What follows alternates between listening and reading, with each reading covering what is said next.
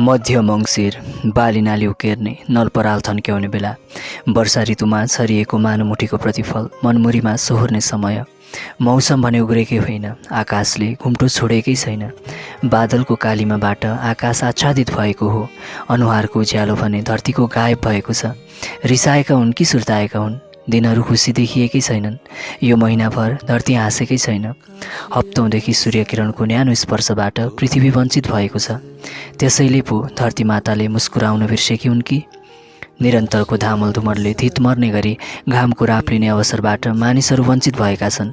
घामको न्यानो दुर्लभ बनेको छ।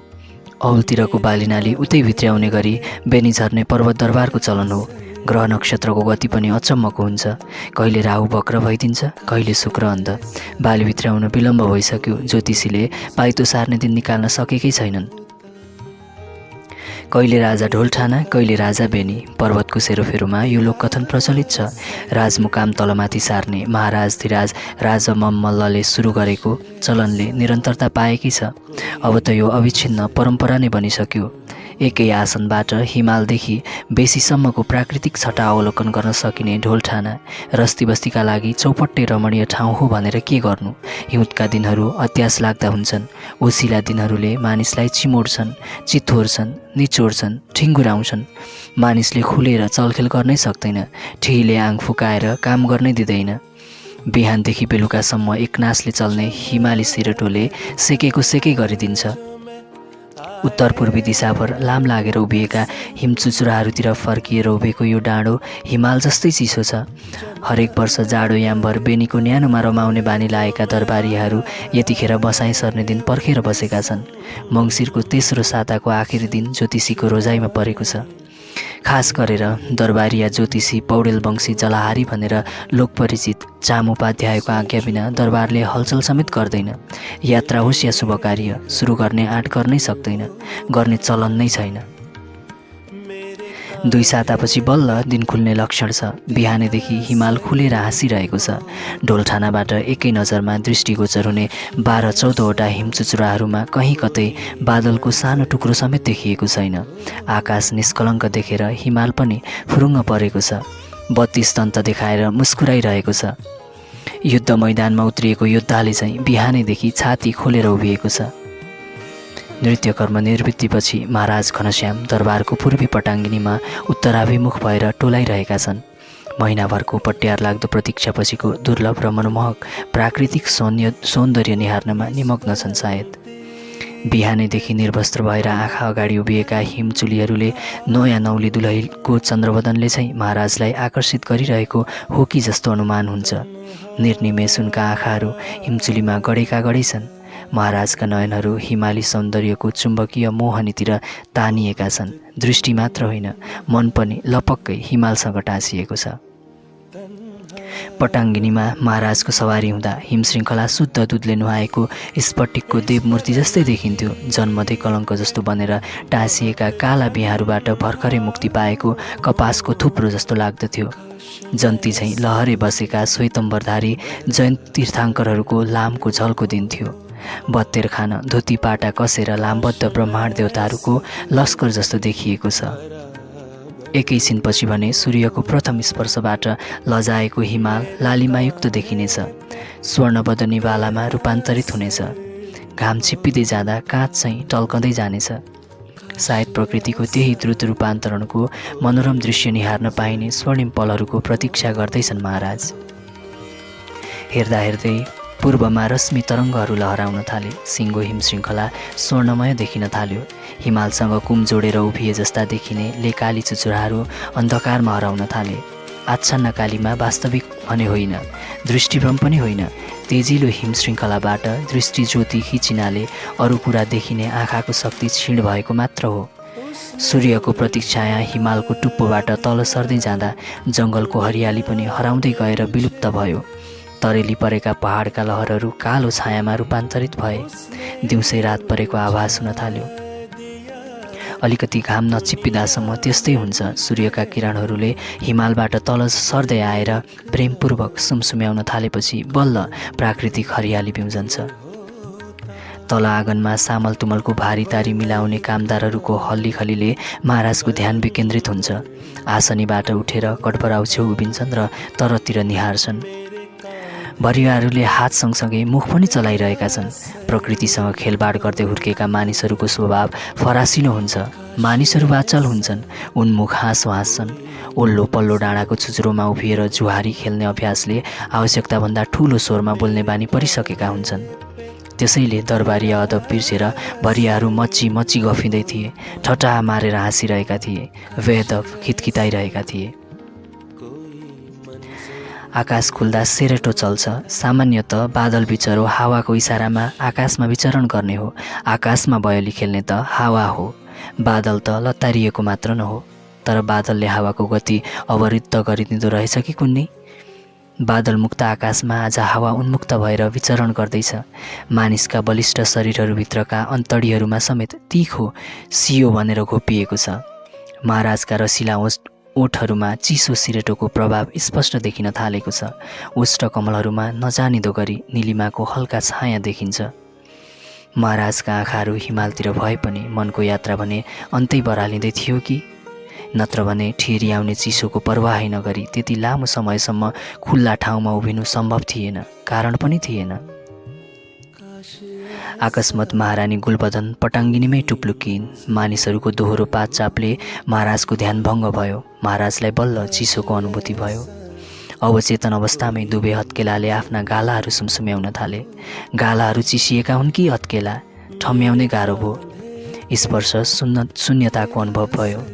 साँच्चै अनुहार चिसो भइसकेको रहेछ। हात काउला बाउठिन थालिसकेका रहेछन्, कक्रिएर अकडिसकेका रहेछन्। चिसो सिरेटोले मुटु छोइसकेछ। महाराजको वदन नजानिदो गरी काम नथालिसकेको रहेछ।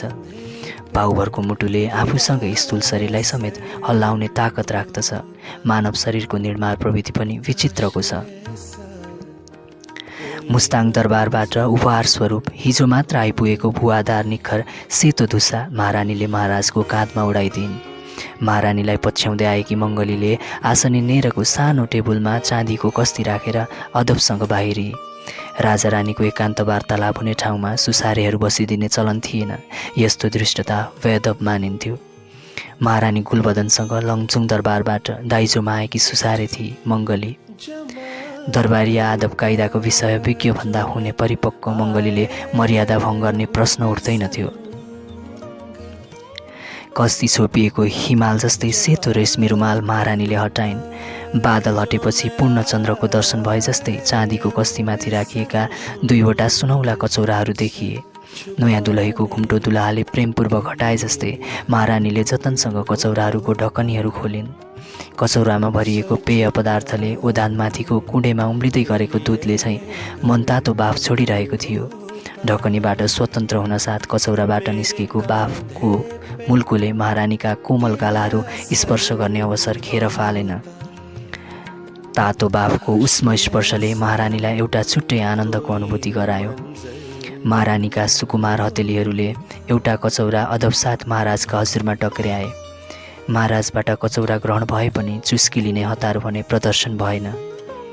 महाराजले ग्रहण नगर्दासम्म रानीले पेयको सुर्को लिनु दरबारी मर्यादाको फिर्खिलाफ हुन्थ्यो।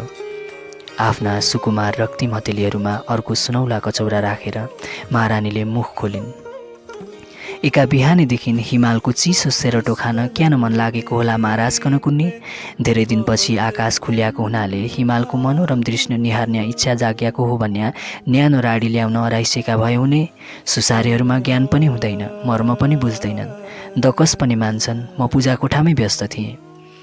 महाराज रानीतिर फर्किए। उनका तीक्ष्ण दृष्टिद्वय कुशल धनुर्धरका बाण चाहिँ महारानीको अनुहारमा गडिए। महाराजका कोमल नयनहरूमा कस्तो भाव थियो कुन्नी? महारानी सक पकाइन्, अलिकता लजाइन् पनि। अनुहारमा लालीमा चढ्यो, दृष्टि नत भए। आँखा हेरेरै महिलाहरूले पुरुषको मनको भाव बुझ्छन् भनिन्छ। महाराजका मौन आँखाले महारानीको अनुहारमा खोजेको कुरा के थियो कुन्नी? महाराजको मनमा उर्लेको प्रौढ प्रेम भाव, आँखाबाट बग्न थालेको आभास महारानीलाई भयो कि? अथवा अज्ञात कल्पनाले महारानीमा लज्जाबोध गरायो? महाराजका आँखामा आँखा जुदाउने हिम्मत जुटेन अथवा महाराजका तृषित नजरलाई आफ्नो मोहने रूप निर्वाध निहार्ने अवसर मिलोस् भनेर हो कुन्नी। क्षणभरका लागि महारानीका अर्धनिमिलित नयनहरू जमिनतिर धसिए। महारानी गुलबदनले पर्वत दरबारमा पहिलो पाउ राखेको 3.5 दशक बितिसकेको थियो। विवाहको औपचारिकता सम्पन्न भएको पनि पुरै 30 वर्ष कटिसकेको थियो। प्रथम पुत्र युवराज मलेबमको जन्मले यही मङ्सिरको 15मा 19 वर्ष प्रवेश गरिसकेको थियो। पर्वत दरबारभित्र नै लमजुङकी राजकुमारी गुलबदनको डोली पहिलो थियो, त्यसैले त उनलाई प्रथम महारानी बन्ने सौभाग्य मिलेको थियो। महाराज घनश्यामकी पटरानी उनै थिइन्। उमेरले 5.5 दशक नागिसकेको भए पनि महारानीको कद, काठी, रूप हेरेर कसैले 35 कटेकी भन्न सक्दैनथ्यो। महाराजको आँखामा एका बिहानै प्रणय भाव जगाउने बेइमानी सायद महारानीको सदाबहार रूप लावण्यले पो गरेको थियो कि अथवा पुरुषत्वको मनमोहनी सुगन्धमा लट्ठिएकी नारीको स्वाभाविक प्रतिक्रिया मात्रै थियो कुन्नी। दूध, मह, 5 औँले निर्मसी र यार्सागुम्बी जस्ता शक्तिवर्धक वनौषधिको चूर्ण मिश्रित अमृतमय तातो पेय सुर्काउन थालेपछि पनि महाराजको वाक्य फुटेको थिएन। क्षणभरको महाराजको मौन व्रत महारानीलाई अधीर बनाउन पर्याप्त थियो। बिझाउन थालिसकेको थियो। त्यसैले फेरि कुरा झिकिन्। यति साह्रो गम्भीर बनाउने गरी आज महाराजकन के को चिन्ता लागिएका होला कुन्नी। आकाश खुल्या पनि महाराजको अनुहारमा लागिएको ग्रहणले छोडिया जस्तो छैन त। सूर्यनारायणको पावन दर्शनको भक्तिपूर्वक प्रतीक्षा गरिएको नि। महाराजको मौन व्रत तोडियो। आकाश खुलेर बादल हट्यापछि भो भो भनिकन इन्कार गरिया पनि सूर्यनारायणले दर्शन नदिई सुख पाउने होइनन्। एका बिहानैदेखि बाटो कुर्नुपर्छ र? यस्तो चिसो ठिहीमा बिहानैदेखि अपराधीले सजाय काट्या झैँ वज्रठिङ्गा बनिकन दलानमा उभिएको घामको नकुर्ने खातिर होला कता? कुर्नुको आनन्द विशिष्ट हुन्छ नि महारानी। परिश्रमको फल मिठो हुन्छ। दीर्घ प्रतीक्षापछिको मिलनले स्वर्गीय आनन्द दिन्छ। तिम्रो डोली दरबार भित्रियाको ठ्याक्कै 2 वर्षसम्म हामीले कुर्याएको होइनौ र? साँच्चै त्यो 2 वर्ष लामो प्रतीक्षा कम्ती रोमाञ्चकारी थियो र? बिर्सी गयौ? महाराजको कुराले महारानीलाई 2 दशक पुराना स्मृतिका पाना पल्टाउन विवश बनायो। 60को दशकतिर उक्लन थालेको महारानीको अनुहारमा हल्का लज्जाको लाली चढ्यो। नयनद्वय लज्जावतन भए। ओठहरू थरथराए। वाक्य भने फुटेन। एकछिनको निशब्दतापछि महारानीले फेरि कुरा खोतलिन्। साँच्चै महाराजको चिन्ताको विषय क्या होला कुन्नी? युवराजको बिहेको बन्दोबस्त गर्नुपर्ने बेला भइगएन र महारानी? साँच्चै महाराजको मनको कुरा त्यही थियो कि विषयान्तर हुनका लागि विवाहको कुरा उठाएका थिए कुन्नी? महारानीले त्यतातिर ध्यान नदिकन कुरो अघि बढाइन्। युवराजले भर्खरै त 19मा पाइलो राखिएका छन्। शिक्षा दीक्षा सकिएकै छैन। त्यसमाथि 20 वर्ष नगाएर विवाह गर्नु शुभ हुनेछ भनिकन ज्योतिषीले भनेकै छन्। फेरि भविष्यको राजाको लागि दुलहीको खाँचो पर्ने होइन। 2-3 ठाउँबाट नरिवल आइसकेका छन्। आफ्नी राजकुमारीकन पर्वत दरबारको महारानी बनाउन 22 या 24 राज्यहरू तछाड मछाड गरिकन लाम लाग्ने छन्। त्यो त चिन्ता सुर्ता लिनुपर्ने विषय नै होइन महाराज। बाबुआमाका लागि हुर्किएका छोराछोरीहरू दुधे बालक जस्तै लाग्छन्। मैले जान्याको ज्ञानगुण र विद्या राजकुमारकन दिइसकेँ।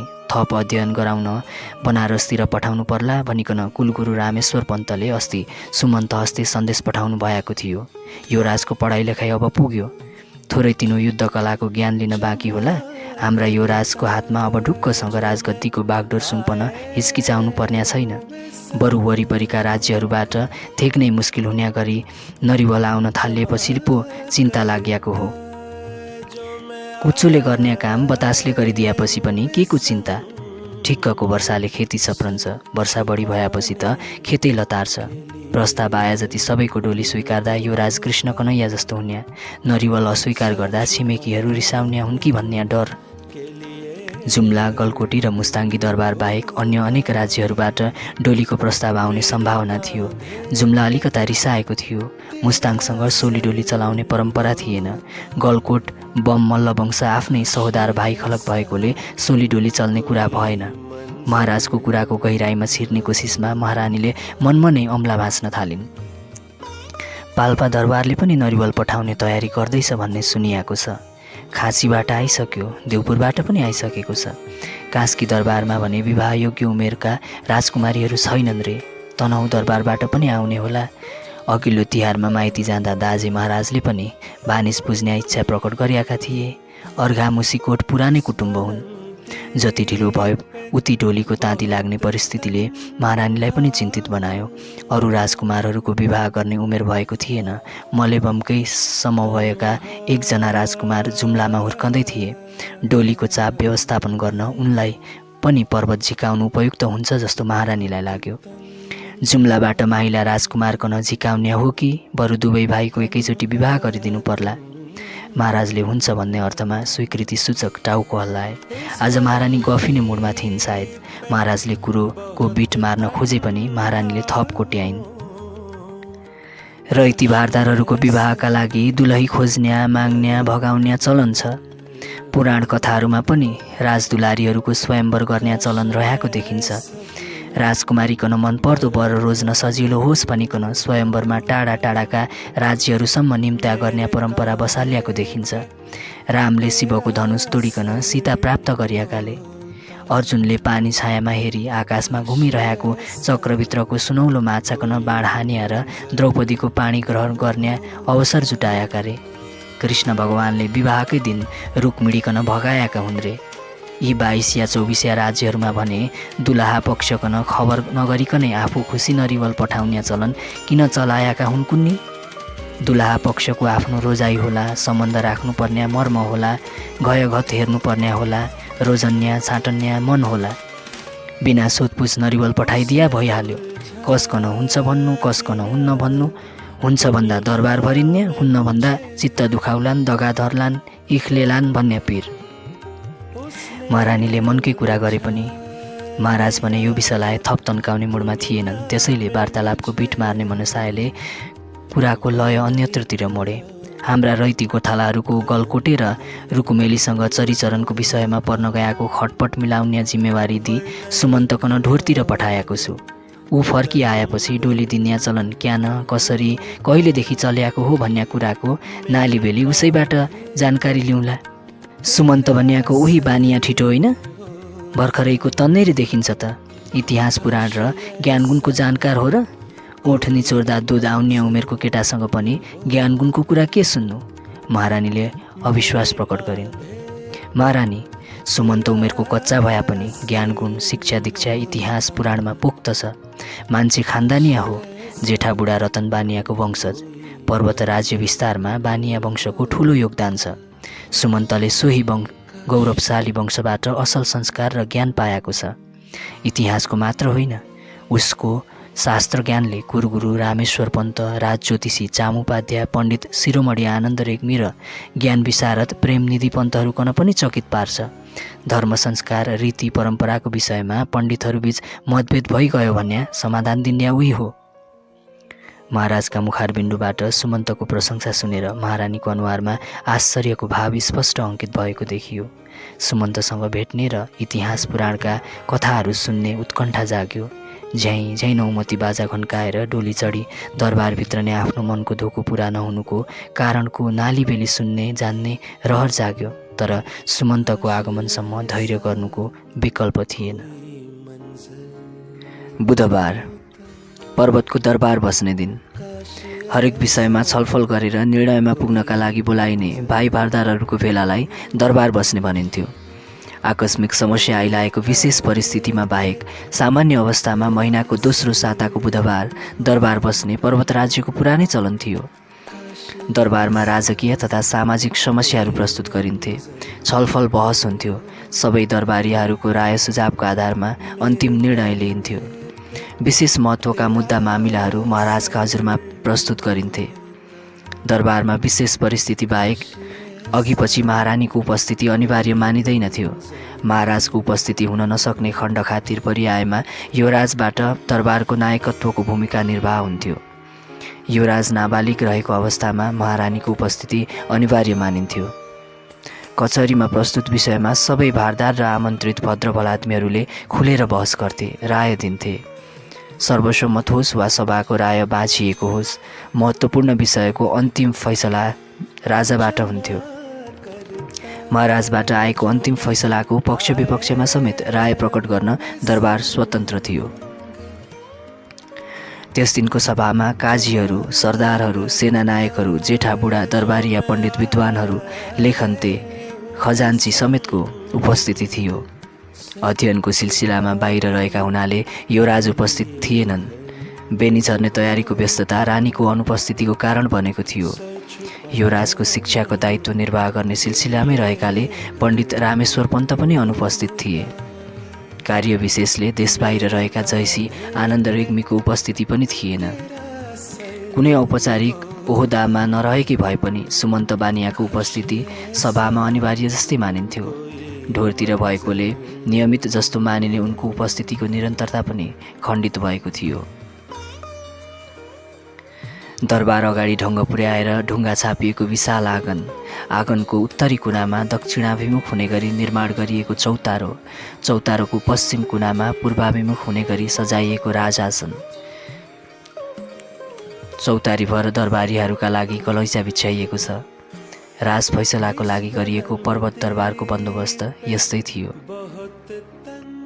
महाराजले आफ्नो स्थान ग्रहण गरेपछि पर्वताधिराज महाराज घनश्याम की जय भन्ने समवेत ध्वनि गुन्जियो। महाराजले दुवै हात उठाएर आशीर्वादको मुद्रामा बस्ने इसारा गरेपछि सबै दरबारीहरूले आफ्ना स्थान ग्रहण गरे। सभामा चकमन्न निशब्दता व्याप्त भयो। विषय प्रस्तुत गर्ने महाराजको इसारा पाएपछि द्वारेले आफ्नो स्थानमा उभिएर महाराजलाई शिर नुगाएर दर्शन गरे अनि दाहिने हात छातीमा राखेर सभालाई विनीत भावमा झुकेर अभिवादन गरेपछि सभामा प्रस्तुत गरिने विषयको सूची सुनाए। दरबारसँग सम्बन्धित मामलाहरू, जागिरबाट आउने उठ्तीपुर्तीको हिसाब किताबपछि आजको सभामा प्रस्तुत हुने मुख्य विषयमा द्वारेले प्रवेश गरे। पर्वत राज्यको उत्तरी खण्डमा रहेको पाखापानी भन्ने बस्तीमा बालीनाली उठाएपछि लोस फुकाउने विषयमा पर्न गएको आपसी विवादमा जङ्गे सुनारको ज्यान गएका रहेछ। विषय सामाजिक रीति स्थितिको भए पनि झगडा बुँदे पूर्जा र जङ्गे सुनार दुई बीच मात्र भएको रहेछ। सबैको बालीनाली भित्रिएपछि गाउँबुढाले तोकिदिएको तिथिमिथिमा गाउँभरका सबै गाईबस्तुहरू एकैसाथ फाँटमा हुल्नु पर्ने हो। सङ्कोलमा एकै दिन लोस चराउनु पर्ने जङ्गे सुनुवारका गाईबस्तुहरू गाउँबुढाले दिन किटान गर्नु अगावै फाँटमा छिर्न पुगेका छन्। सोही विषयमा जङ्गे र बुँदेबीच पर्न गएको विवादले हात मिसामिसको रूप लिएछ। धक्कम धम्की र हानाहान भएछ। बुँदेले झटारो हान्याको घयहरूको लौराको चोट कुठाउँमा पर्नाले जङ्गेको ज्यान गएछ। गाउँमा लास पर्न्याको उजुरी आएपछि महाराजबाट खटन गरी पठाएको टोली घटनास्थलमा पुगी घटनाको विवरण मुचुल्का तयार गरी देखि सुनि जान्या साक्षीहरूको बयान समेत उतारिकन ल्याएको छ। खतुकी बुँदेले आफ्नो अपराध स्वीकार गरिकन साबिती बयान दिएको छ। ज्यान खतको सजाय बाबत ज्यानै लिन्या पर्वत राज्यमा सनातन परम्परा रहेको छ। तैपनि यस विषयमा राजसभाले आफ्नो राय बनाओस्, स्थिति बसालोस् भन्या सदाशय राखी महाराजबाट छलफल गराउने आदेश बक्स भएको छ। ज्यानै लिनु दिनुपर्ने गरी विवाद हुनुपर्ने विषय देखिँदैन। मामला भवितव्यको पो हो कि भनिकन विचार गर्नुपर्ने जस्तो देखिन आएको छ। झगडाका दुवै पक्षबीच पुरानो रिसिभी दुश्मनी रहेको थियो कि भनिकन खोजबिन गर्दा त्यस्तो केही देखिएन। बुँदे र जङ्गेबीच झगडा हुनु पूर्व असल छिमेकी सम्बन्ध र व्यवहार रहेको देखिन्छ। साक्षी सरजिमिनमा उल्लेख भएको व्यवहारले त्यही कुरा खुलासा गर्दछ। निष्पक्ष न्याय निसाफ लिन महाराजको सजिलो हुने गरी यो सभाले विचार विमर्श गरोस्, निष्कर्ष निकालोस्। त्यस कार्यमा सघाउ पुगोस् भनिकन वादी प्रतिवादी दुवै थरीका र साक्षीहरूकन समेत बोलाइएको छ।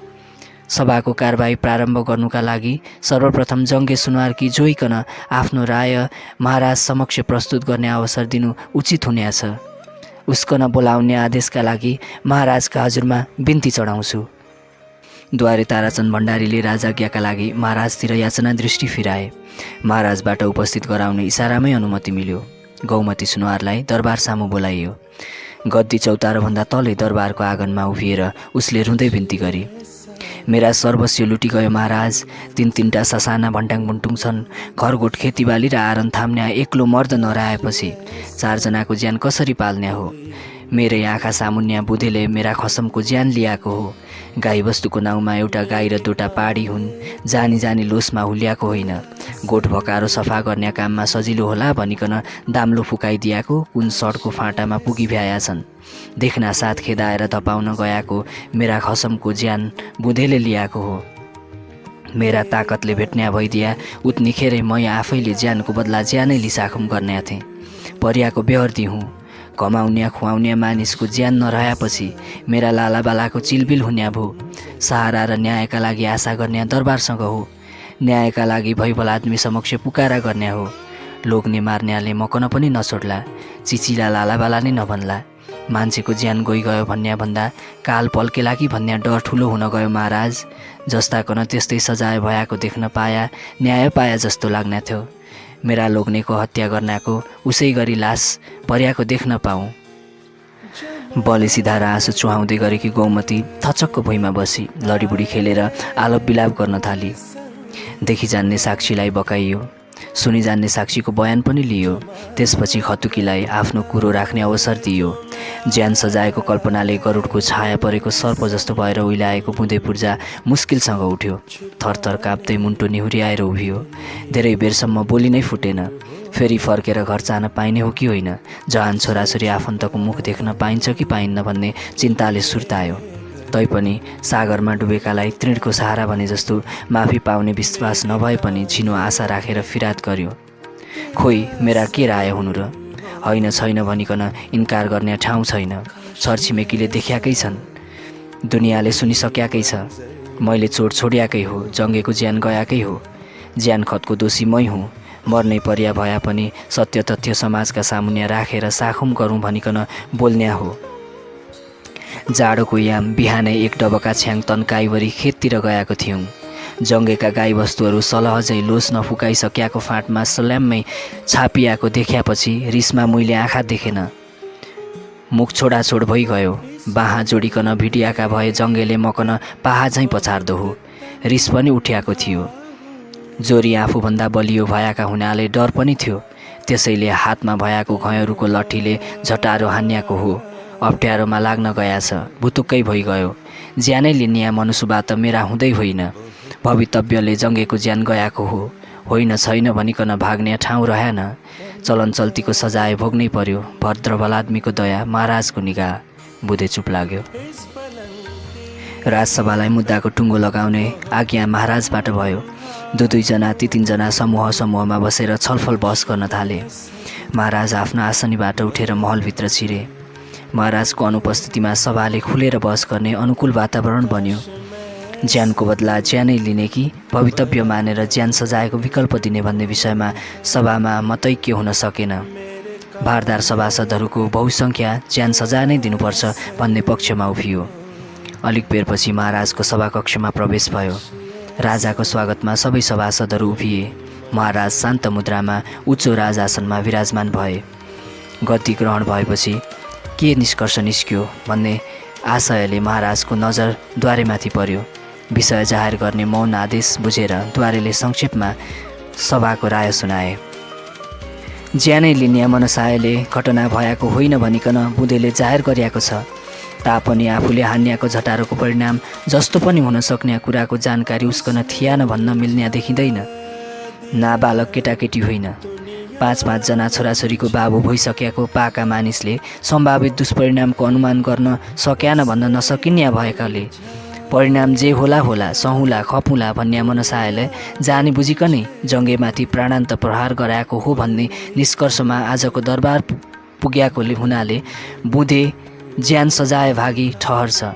उसको कस्तो मृत्यु दिनिया भन्ने कुराको अन्तिम फैसला महाराजबाटै होस् भन्ने सभाको राय महाराजका हजुरमा बिन्ती चढाउँछु। राय सुनाएर द्वारे बुढा ताराचन्द भण्डारी चुप लागे। त्यतिन्जेल उभिएरै सभाको कुरा सुनिरहेको बुधे थचक्क भुइँमा बस्यो। उसका दुवै हातहरू पछिल्तिर फर्काएर बाँधिएका थिए। चाहेर पनि हत्केलाले मुख छोपेर रुने अवसर पाएन। घुँडा टेकेर टाउको झुकायो र काली म्याग्दी झैँ आँसुका धारा बगाउन थाल्यो। महाराज घनश्याम चिउँडोमा हात राखेर निकै बेर ध्यानमग्न मुद्रामा विचारमग्न रहे। अलि बेरपछि बिस्तारै टाउको उठाएर सभाको विहङ्गमन निरीक्षण गरे। सभा शान्त थियो। गौमती पनि मूर्ति समान भएर फैसलाको प्रतीक्षामा थिए। बुधेको रुवाई थामिसकेको थियो। महाराजले सभामा उपस्थित भिरमुनिका लोहासुर विश्वकर्मातिर हेरेर मुख खोले। बुधेकन कस्तो सजाय दिनु उपयुक्त होला जस्तो लाग्छ तिमीकन? महाराजबाट आफूलाई महत्त्व दिएको कुराले फुरुङ्ग परेका लोहासुरले उत्साहित हुँदै जवाफ दिए। खतुकीकन ज्यान सजाय दिनै पर्छ महाराज। मैले गौमतीको आफन्त भनिकन सोध्याको होइन लोहासुर। यो सभाका सबैभन्दा पाका मानिस भएकोले तिम्रा राय माग्याको हुँ। साँच्चै तिम्रो राय त्यस्तै हो त? हो महाराज, मैले पनि राज्यको परम्पराको ख्याल गरिकन बिन्ती बिसाएको हुँ। जात सम्बन्ध हेरिकन राय दिएको होइन महाराज। सभाका सबैभन्दा पाका उमेरका सदस्य लोहासुरको राय सुनेपछि महाराज थप गम्भीर बने। निकै बेरको आत्मचिन्तनपछि गौमतीतिर हेरेर सोधे, ए गौमती, बुधेकन झुन्ड्याइ मारौँ कि बिस दिकन मारौँ? अथवा तरबारले शिर कलम गरिदिउँ कि जिउँदै फाँचोमा कोचेर कालीगढमा बगाइदिने हो? महाराजको मर्जी। बुधेको लास देख्न पाएदेखि मेरा मनको घाउमा मलम लाग्नेछ। उसको लास पर्याको हेर्न देख्न पाऊँ। गौमतीको राय सुनेपछि महाराजले सोधे, बुधेको लास पर्यापछि तकन शान्ति मिल्छ? हो महाराज। बुधेले ज्यान सजाय पाएपछि तेरा सुनवार बिउतन्छ? बिउतदैनन् महाराज। बुधे मर्यो भन्या तेरा भान्टाङ मुन्डुको मुखमा माड लाग्छ? लाग्दैन महाराज। बुधेकन ज्यान सजाय मिलिएपछि तेरो घर गोठ खेतीबाली र आरन आफै सम्हालिन्छन्? सम्हालिँदैनन् महाराज। गौमतीको लोग्ने मर्यो, असहाय अबलालाई सहयोग गर्ने कर्तव्य हुन् भनिकन सारा गाउँले सदाकाल तकन सघाउने छन्? गौमती निरुत्तर भई। महाराजले थप प्रश्न गरे, बुधेका पनि तेरा जस्तै ससाना लालाबाला छन् कि नै? छन् महाराज, मेरा भन्दा बढी छन्। बुधे मर्यो भन्या उसकी जुई र भन्ट्याङ भुन्डुङ पनि तेरा जस्तै चिलबिल हुन्छन् कि नै? हुन्छ महाराज। बुधेका जहान परिवार त जस्तै बिलाप गर्दै हिँड्याको देख्न तकन सन्तोष हुन्छ, खुसी लाग्ने छ? लाग्ने छैन महाराज। दुःख पीडा सबैको उस्तै हो। जङ्गेको मृत्युपछिको तेरो मुख्य चिन्ता क्या हो? मर्न्या त मरि गइहाले, बाँचेका 3-3वटा लालाबालुहरूको पालन पोषण कसरी गर्ने होला भन्ने चिन्ता हो महाराज। तेरा लालाबालाको देखभाल र पालन पोषण जिम्मा मैले लिदिन्छु। तेरा मन्जुरी छ? महाराजको निगाह नामन्जुर किन गरौँला र? ल, आजदेखि तेरो परिवारको जिम्मा मैले लिदिएँ। जय होस् महाराज। मैले तेरो परिवारको जिम्मा लिए बापत तँसँग पनि केही माग्ने मनसुबा छ, दिन्या हो? यो गरिब कमिनीसँग महाराजका हजुरमा चढाउन योग्य के कुरा होला र? बुधे। उदो मुन्टो लगाएर बसिरहेको बुधेतिर इसारा गर्दै महाराजले भने, बुधे मकन दिन राजी छेस? ज्यानको बदला ज्यानै माग्याको त रिसको झोकमा मात्रै हो। मेरो परिवारको जिम्मा महाराजले लिदिएपछि बुधेलाई सजाय होस् कि माफी होस्, मकन कुनै चासो र चिन्ता हुने छैन महाराज। महाराजले बुधेतिर मुन्टो फर्काएर सोधे, ए बुधे, तैँले खुनखोत त गरियाकै होस् नि? हो सरकार, मबाट खुनखोत भएकै हो। राजाको कर्तव्य क्या हो भन्ने कुरा तँकन जानकारी छ कि नै? रैतान प्रजाकन न्याय निसाब दिने हो महाराज। जङ्गेले न्याय कसरी पाउने छ त? मकन सजाय मिलिएपछि सरकार। आजको दरबारले तँकन कस्तो सजाय दिने राय दिएको छ भन्ने कुरा थाहा छ सरकार, ज्यान सजायको राय दिएको छ। सभाले सुनाएको सजाय तँकन मन्जुर छ? निगाह महाराजको मैले नामन्जुर गर्नुको के अर्थ छ र? तँकन झुन्ड्याइ मारौँ कि तरबारले शिर कदम गरिदिउँ? मर्जी महाराजको। तेरै मुखले भनिस् भने मकन सजिलो हुनेछ, राजाकन त्यति सहयोग गर्न सक्दैनस्? बुधे निरुत्तर भएर क्वारक्वार्ती महाराजको मुखमा हेरी मात्रै रह्यो। एकैछिन अघिको गौमतीसँग राजाले गरेको संवादबाट ज्यान बाँच्ने सम्भावनाको सानो झिल्को देखिएको थियो। अब त्यो पनि समाप्त भयो जस्तो लाग्यो। बुधेका सामुन्ने फेरि अन्धकार फैलियो। उसका आँखा तिर्मिराए, ओठ तालु सुक्यो, बोली बन्द भयो। भन्न बुधे भन्, धर्मक सङ्कटबाट राजाकन उद्धार गरिदेलौ। सुकेर कलेटी परेका ओठमा बुधेले जिब्रो डुलायो अनि निराशमै मुख खोल्यो। धारिलो कटारले एकैचोटमा मेरो मुठ च्वाट्टै छिनालियोस् महाराज। ल, तेरा इच्छा त्यस्तै छन् भने ठिकै छ, तथास्तु। तेरा ज्यानमा आजदेखि मेरो हक भयो। जतिन ज्याल बाँच्छस् त्यतिन ज्याल तेरा गर्दनमाथि मेरो तरबार छ भनिकन सम्झनु। मकन जहिले मन लाग्ला त्यति बेलै तेरा मुठ काटुँला। नमरुन्जेल मैले लाया अर्याएको काम गर्न राजी छस्? 2 दिन भए पनि आयु लम्बिन सक्ने सम्भावनाले बुधेको मनमा उज्यालोको सानो किरण झुल्कियो। महाराजको बोली छर्न नपाउँदै बोल्यो, आज्ञा सिरो पर महाराज। एकछिन गम खाएपछि महाराजले थपे, मेरा कुरा तँकन मन्जुर छन् भन्या एउटा शर्तमा घर फर्क्याउन अवसर दिन्या छु, होइन भन्या तेरा लागि आजको दिन नै अन्तिम दिन हो। हुकुम होस् सरकार। मान्छेले अरूबाट त्यति कुरा मात्र लिनुपर्छ जति फर्काउने सामर्थ्य रहन्छ। हैसियतभन्दा ठुलो ऋणको भारी बोक्ने मान्छेले कहिल्यै साहुको ऋण चुक्त्याउन सक्दैन। जीवनभर मात्र होइन, मरेपछि पनि ऋणको भारी बोकिरहनु पर्ने हुन्छ। तैँले जङ्गेको ज्यान त लिइस्, तर फर्क्याउने बुता तँसँग छैन। त्यो तैँले ल्याएको तिर्नै नसकिने ऋणको भारी हो। त्यो ऋण तैँले चुक्ता गर्नुपर्छ। त्यसैले तँकन ज्यान सजाएको फैसला भएको हो। मेरो आज्ञा उल्लङ्घन गर्दाको दिन मेरो तरबार तेरा गर्दनमा पर्नेछ। सजाय माफ भयो भन्ने नसम्झनु। सदाकाल महाराजकन मैले जमान दिएको छु भनिकन सम्झिराख्नु। जा घर जा, तेरा जहान परिवार, घरगोठ, खेतीबाली, व्यवसाय, व्यवहार सम्हाल। राज्यकन तिर्नुपर्ने सिर्तो इमान्दारीपूर्वक बुझाउनु। आयन्दा छरछिमेकसँग झगडा नगर्नु, रिस तुजुक नदेखाउनु, महाराजले सम्झाए। महाराजको अन्तिम निर्णयले बुँदेको अनुहारमा घाम झुल्क्यो। जीवनको आशा जाग्यो। मानिसलाई सबैभन्दा प्रिय लाग्ने वस्तु आफ्नै काया हो भनिन्छ।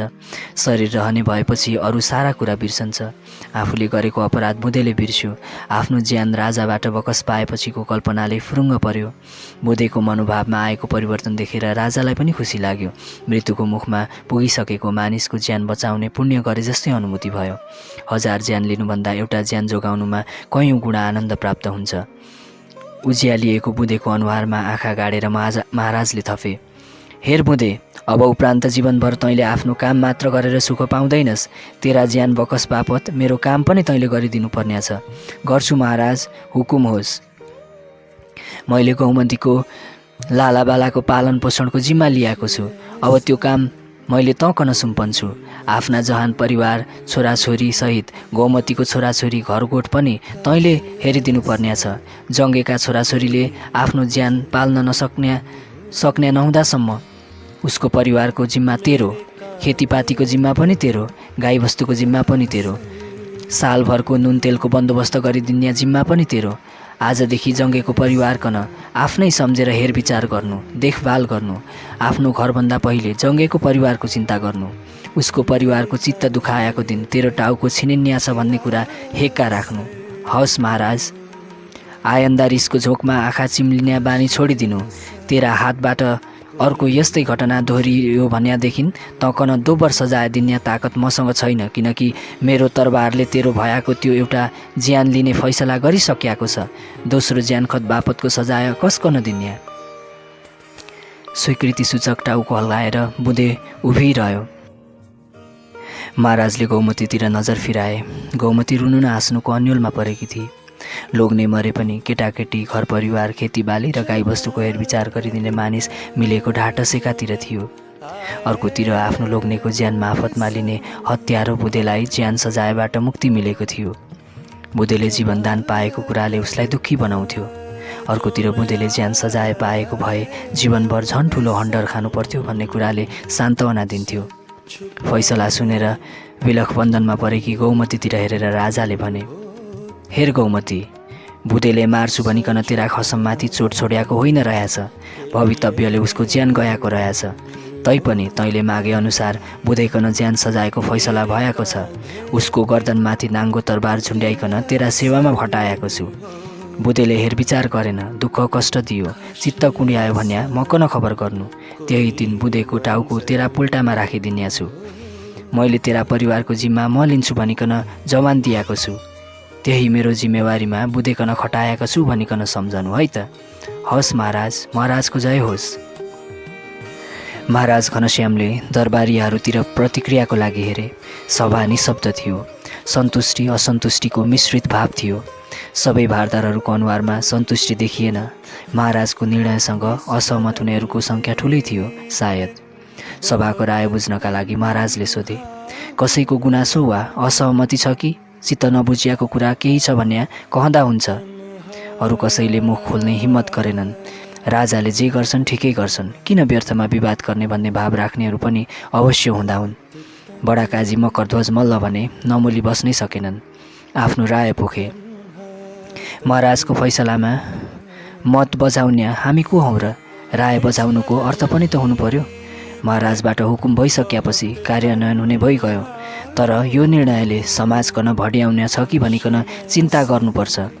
अपराधिक मनोवृत्ति भएका मानिसहरूकन यसबाट सह मिल्ने हो कि अपराध प्रवृत्ति बढ्ने हो कि समाज भाँडियाको दोष भागी राज्य नै हुनुपर्छ? अपकाल महाराजमाथि नै आउँछ। काजीको भनाइमा सत्यांश थियो। राजालाई एकछिन निधार खुम्च्याएर सोच्नुपर्ने बनायो। महाराज घनश्याम निकै बेर घोरिए।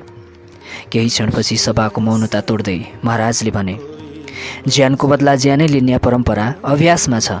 अभ्यास छ, परम्परा हो भनिकन पूर्व घटनाको उदाहरण पछ्याउँदा झन् ठुलो क्षति निम्तन्छ कि भनिकन ख्याल गर्नुपर्ने हुन्छ।